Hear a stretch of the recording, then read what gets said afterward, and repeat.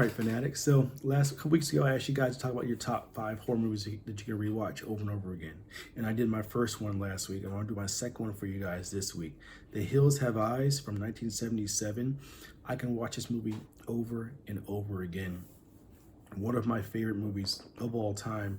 I wouldn't necessarily call it the best. It's just one of my favorites of all time. These aren't all the best movies to me. They're just the ones I can rewatch over and over and over again.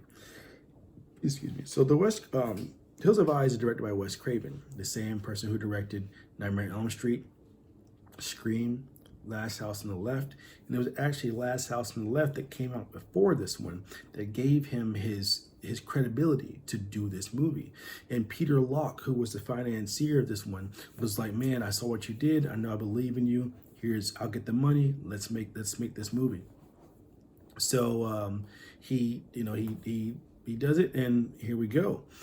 So there are a lot of movies that talk about being based on true stories. This one does not make that claim, but it is based on true events. There's a guy from Scotland named Sonny Bean that had a 45-member clan, and they would kidnap and cannibalize people that came into their area. He had his reign for about 25 years before they were caught and they were all killed. But Wes read this story and was fascinated by it, and this was the grounds for his Hills Have Eyes movie.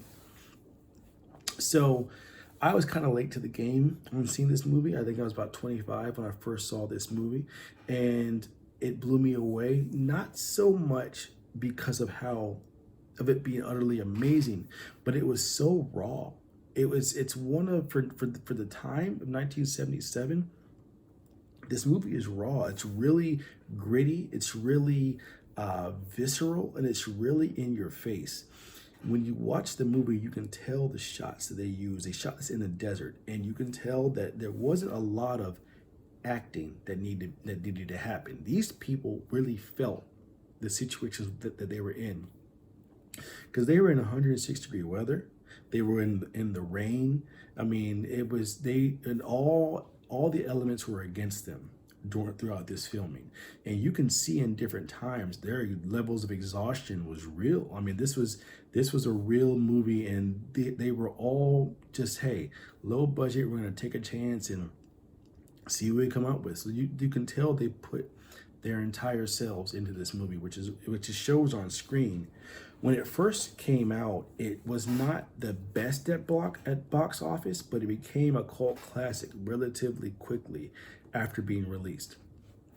So anyway, starts off at a gas station with a guy named Grandpa Fred, and he seems really scared, really nervous, and he's packing, and he's trying to hurry. And this girl walks up. Her name is Ruby, and she's like, "I need you to trade with me." He's like, "I have nothing more to trade.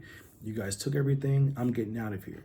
And she's like, "Well, if you go, you take me with you." And he's like, "No, I'm not going. Does Jupiter know you want to get out of here? Because he would kill you if he found out." And so we don't know who this Jupiter person is at the time. We just know that both Ruby and Fred are terrified of this Jupiter individual. So after she leaves, a family of 6 comes up.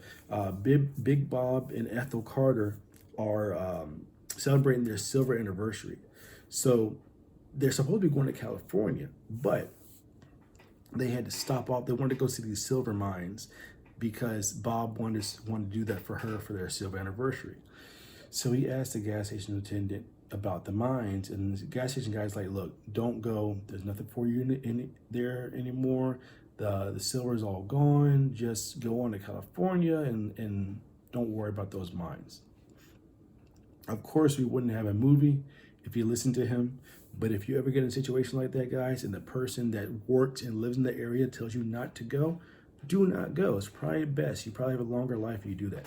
So they go their way they're not supposed to go anyway. And they get lost. They're trying to read the map, and they get lost. And they start arguing with each other in the car. And a bunny hops in the front of the car, and they lose control and run off the road.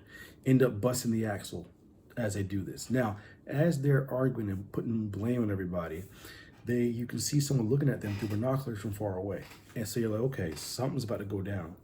One of the things about Wes Craven that's really good is he builds tension very, very well. He's one of the he was, rest in peace, one of the best directors at building tension, because he didn't give you everything up front. He would give you nuggets here, nuggets there, but you knew something was coming. You just didn't know what. You didn't know how bad it would be. So we see the person looking through the binoculars and kind of laughing, and that's all you really know. So they had Bobby, the Big Bob and Ethel's son, had two dogs, and one of the dogs broke free and ran off. So Bobby chases after the dog, and the dog is she gets away. Her name is Beauty, Beauty and the Beast, and he's chasing Beauty, and she gets away, and he hears her barking and then yelp. So he climbs up the rocks, finds her, and she's gutted. The movie goes there. If you have a problem with animals dying, don't watch this movie. Wes Craven doesn't care about your feelings. Wes Craven doesn't care about making things safe for individuals. He makes a movie, and you're either gonna like it or you won't like it. This movie is much deeper than a horror movie. So if you can get past that, I promise you, you will enjoy this movie. So Bobby ends up hitting his head trying to get away, and he's out of commission for a little while. So Big Bob and Doug goes one way, Big Bob goes the other way back to the gas station to look to get some supplies, or get some gas and fix everything up. So when he gets there, he finds Grandpa Fred trying to hang himself. So Fred tells him how his family's not safe, how his son ended up coming out of his mother sideways and tore her open as he came up, and he was just a giant, and he was a brute, and that he set their house on fire when one day he was out at the store killing their newborn little girl, and he knew he did it, so he hit him in the face with a tire iron and thought he killed him, but he survived. And this is Jupiter. Jupiter ends up running away, getting a woman, and moving into the hills and having some kids. And they are killing and taking whatever they can from anybody who goes past them. Before he can go any further, Jupiter comes and kills him. Jupiter also kidnaps Big Bob. So now we're seeing what's happening. It's starting to get really intense now, but it's not even like the half of it. So